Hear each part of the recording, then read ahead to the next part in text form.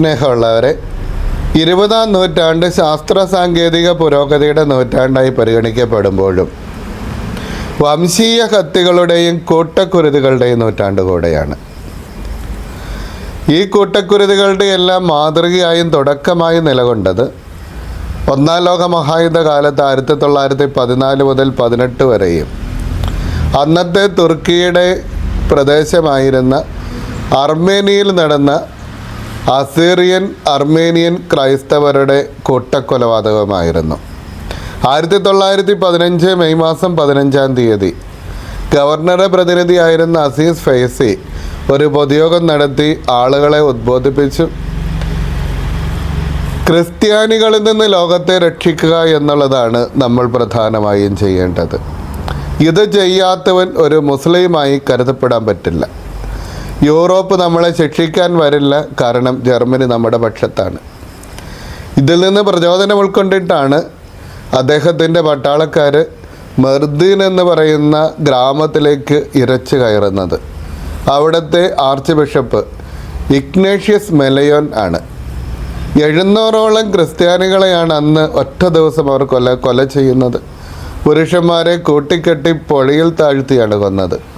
സ്ത്രീകളെ പലവിധ പീഡനങ്ങൾക്ക് വിധേയരാക്കി. വിശപ്പടക്കാൻ വേണ്ടി കുഞ്ഞുങ്ങളെ വിൽക്കാൻ പോലും സ്ത്രീകൾ നിർബന്ധിക്കപ്പെടുകയാണ്. ഈ സംഭവത്തിന് തൊട്ട് മുൻപേ മെലയോൻ അവിടെയുണ്ടായിരുന്ന സുറിയാനി കത്തോലിക്ക ആർച്ച് ബിഷപ്പായിട്ടുള്ള ഗബ്രിയേൽ തിപ്പൂണിയെ കാണുന്നുണ്ട്. അങ്ങനെ കണ്ടിട്ട് അദ്ദേഹത്തിന് ഒരു എഴുത്ത് കൊടുക്കുന്നുണ്ട്. ഈ എഴുത്തിൽ മെലയോൻ എഴുതിയ കാര്യം ഇങ്ങനെയായിരുന്നു: നമ്മുടെ വിശ്വാസത്തോടും സഭയുടെ കൂട്ടായ്മയോടും ചേർന്ന് നിൽക്കുക. അപ്പസ്തോലന്മാരുടെ രക്തത്തിൻ്റെ മുകളിലാണ് ഈ സഭ കെട്ടിപ്പടുക്കിയിരിക്കുന്നത്. അതിലേക്ക് അയോഗ്യരായിട്ടുള്ള നമ്മുടെയും രക്തം ചേർക്കുന്നതിന് കർത്താവ് കരുന്ന കൃപ എത്രയോ വലുതാണ്. ഇങ്ങനെ മരണം പുൽകുന്നിടം വരെയും വിശ്വാസത്തിൽ നിലനിൽക്കുന്നതിന് നിങ്ങൾ എനിക്ക് വേണ്ടിയിട്ട് പ്രാർത്ഥിക്കണം.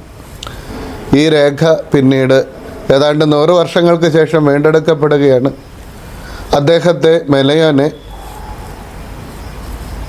2021 ഫ്രാൻസിസ് മാർപ്പാപ്പ വാഴ്ത്തപ്പെട്ടവനായിട്ടും ഈ കഴിഞ്ഞ 19-ാം തീയതി ലയോ 14 മാർപ്പാപ്പ വിശുദ്ധനായിട്ടും പ്രഖ്യാപിച്ചു.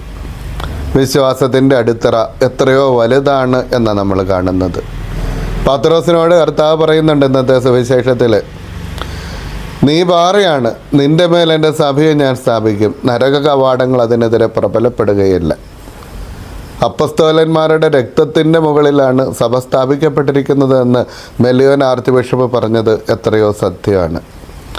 യേശു തൻ്റെ ശിഷ്യന്മാരെയും കൂട്ടിക്കൊണ്ട് കേസറിയ ഫിലിപ്പി പ്രദേശത്തേക്ക് പോയി. യേശുവിൻ്റെ ഗലീലിയൻ ശുശ്രൂഷയുടെ ഏതാണ്ട് അവസാന ഭാഗത്തേക്ക് വരുമ്പോൾ കേസറിയ ഫിലിപ്പി പ്രദേശം വിജാതീയരുടെ നാടാണ്. അവിടെ ജീവനില്ലാത്ത ഒരുപാട് പ്രതിമകളുണ്ടായിരുന്നു. ജീവനില്ലാത്തവരുടെ ഈ പ്രതിമകളുടെ താഴ്വാരത്തിൽ വരുമ്പോഴാണ് ഈശോ തൻ്റെ ശിഷ്യന്മാരോട് ചോദിക്കുന്നത്, ഞാൻ ആരെന്നാണ് ലോകത്തിലുള്ളവർ പറയുന്നത്? ഒരുപാട് അഭിപ്രായങ്ങൾ യേശുവിനെ പറ്റി അന്നും ഇന്നും ഉണ്ട്. ഒരു നല്ല മനുഷ്യനാണ് എന്ന് അംഗീകരിക്കാത്തവർ ആരും തന്നെയില്ല. നല്ല പ്രബോധനങ്ങൾ കൊടുക്കുന്ന അധ്യാപകനായിട്ടോ ആത്മീയ ഗുരുവായിട്ടോ യേശുവിനെ അംഗീകരിക്കുന്ന ആളുകളും ധാരാളം പേരുണ്ട്. അതിനേക്കാൾ അല്പം കൂടെ ഉയർന്ന പടിയിൽ യേശുവിനെ ഒരു പ്രവാചകനായിട്ട് കാണുന്നവൻ, ദൈവത്തിൻ്റെ വാക്കുകൾ സംസാരിക്കുന്നവനും ദൈവത്തിന് വേണ്ടി സംസാരിക്കുന്നവനുമായി കാണുന്ന ധാരാളം ആളുകൾ, മതവിഭാഗങ്ങൾ പോലും ഇന്നുകൊണ്ട്. യേശുവിൻ്റെ കാലത്തുണ്ടായിരുന്ന കൂടുതൽ ആളുകളും യേശുവിനെ പ്രവാചകനായിട്ടാണ് അംഗീകരിച്ചിരുന്നത്. ഇങ്ങനെ ഒരുപാട് അഭിപ്രായങ്ങളുള്ള ആ വേദികയിൽ വെച്ചിട്ടാണ് ഈശോ തൻ്റെ ശിഷ്യന്മാരോട് ചോദിക്കുന്നത്, അതുപോരാ എനിക്ക്, ഇത്രയും കാലങ്ങളായി നിങ്ങൾ എൻ്റെ കൂട്ടത്തിൽ നടന്നിട്ട് നിങ്ങൾക്ക് ഞാൻ ആരായിട്ടാണ് അനുഭവപ്പെടുന്നത്? അവിടെ പത്രോസ് തന്നെ ആദ്യമേ സംസാരിക്കുകയാണ്, നീ ജീവനുള്ള ദൈവത്തിൻ്റെ പുത്രനായിട്ടുള്ള ക്രിസ്തുവാണ്. 2 കാര്യങ്ങൾ ഇവിടെ നമുക്ക് ചർച്ചാ വിഷയമാണ്. ഒന്ന്, ജീവനുള്ള ദൈവത്തിൻ്റെ പുത്രനായിട്ടുള്ള ക്രിസ്തുവാണ് നീ എന്ന് പത്രോസ് പറഞ്ഞ മറുപടി. രണ്ടാമത്, പത്രോസിനത് പറയാനായിട്ടുള്ള സാഹചര്യം അല്ലെങ്കിൽ കൃപ എന്തായിരുന്നു എന്നുള്ളത്. ജീവനുള്ള ദൈവത്തിൻ്റെ പുത്രനായിട്ടുള്ള ക്രിസ്തുവായിട്ട് നമ്മുടെ ജീവിത സാഹചര്യങ്ങളിൽ യേശുവിനെ നാം അനുഭവിക്കുന്നുണ്ടോ? അങ്ങനെ അനുഭവിക്കുന്നവരായിട്ടുള്ള ധാരാളം ആളുകൾ ഇന്നിൻ്റെ ലോകത്തുണ്ട് എന്നുള്ളതാണ് സത്യം. വ്യാഴാഴ്ച നടന്ന ഓസ്ട്രേലിയയും ഇന്ത്യയും തമ്മിലുള്ള വനിതാ ക്രിക്കറ്റ് ലോകകപ്പ് മത്സരത്തിൽ വിജയിയായിട്ട് തീർന്നത് അവിചാരിതമായിട്ട് ആരും പ്രതീക്ഷിക്കാത്ത തരത്തിൽ ഇന്ത്യയായിരുന്നു. അതിൻ്റെ മാൻ ഓഫ് ദ മാച്ചായിട്ട് തിരഞ്ഞെടുക്കപ്പെട്ട ജമാമ, അവൾ 3 മണിക്കൂറോളം ക്രീസിൽ നിന്ന് ബാറ്റ് ചെയ്തു. മാൻ ഓഫ് ദ മാച്ചായിട്ട് തിരഞ്ഞെടുക്കപ്പെട്ട അതിൻ്റെ അവാർഡ് കിട്ടുന്ന സമയത്ത് അവൾ പറഞ്ഞു, പല പ്രാവശ്യം ഞാൻ ശാരീരികമായിട്ട് തളർന്നു പോയി, എൻ്റെ ഊർജം മുഴുവൻ നഷ്ടപ്പെട്ടതുപോലെ എനിക്ക് തോന്നി. അപ്പോഴൊക്കെ എനിക്ക് ബലമായിട്ട് തീർന്നത് ഒരു തിരുവചനമായിരുന്നു. നിങ്ങൾക്ക് വേണ്ടി ദൈവം യുദ്ധം ചെയ്യും, നീ ശാന്തനായിട്ട് നിന്നാൽ മതി. പുറപ്പാടിൻ്റെ പുസ്തകം 14-ാമത്തെ അധ്യായം 14-ാമത്തെ തിരുവചനമാണ്. ദൈവവചനത്താൽ ഇതുപോലെ ശാക്തീകരിക്കപ്പെടുന്ന മനുഷ്യർ, ദൈവവചനം ഭക്ഷിച്ച് ജീവിക്കുന്നവർ, വിശുദ്ധ കുർബാന ഭക്ഷിച്ച് അനുദിനം തങ്ങളുടെ എല്ലാ പ്രതിസന്ധികളെയും പ്രശ്നങ്ങളെയും ഒക്കെ തരണം ചെയ്യുന്ന മനുഷ്യർ ഇന്ന് ധാരാളം പേരുണ്ട്. വിശ്വാസത്തിൻ്റെ അടിത്തറ എന്താണ്? പെട്ടെന്ന് തകർന്നു പോകുന്നതാണോ നമ്മുടെ വിശ്വാസം, അതെയോ പാറ പോലെ ഉറച്ചതാണോ എന്നുള്ളതാണ് ഇന്നത്തെ സുവിശേഷം നമ്മുടെ മുൻപിൽ വയ്ക്കുന്ന ചോദ്യം. അതാണ് വിശ്വാസത്തിൻ്റെ ഉറപ്പ്, ദൈവത്തിന് വേണ്ടിയിട്ട് നിലനിൽക്കാനായിട്ടുള്ള ധീരതയാണ് എന്ന് പത്രോസ്ലീഹ പറയുന്നുണ്ട്. ജീവനുള്ള ദൈവത്തെ പോലെ ജീവനുള്ളവനായിട്ട് ക്രിസ്തുവിനെ പ്രതിമകൾ ഒരുപാടുള്ള ഈ ലോകത്ത് നമുക്ക് കണ്ടെത്താൻ പറ്റുന്നുണ്ടോ? ഒരുപാട് പ്രതിമകളുടെ ഇടയിലാണ് നമ്മൾ ജീവിക്കുന്നത്.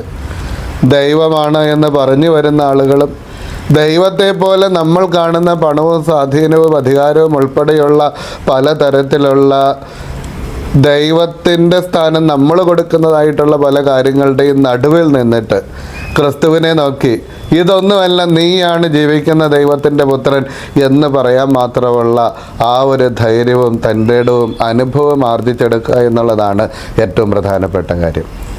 പത്രോസിന് എങ്ങനെ ഇത് പറയാനായിട്ട് സാധിച്ചു എന്നുള്ളതാണ് രണ്ടാമത്തെ ചോദ്യം.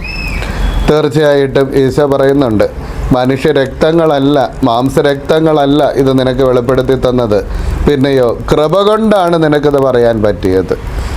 പിതാവായ ദൈവത്തിൻ്റെ കൃപയാണത്രേ വിശ്വാസം ഏറ്റുപറയുന്നതിന് നമുക്ക് ധൈര്യമായിട്ടുള്ളത്, ശക്തിയായിട്ടുള്ളത്, പ്രചോദനമായിട്ടുള്ളത്.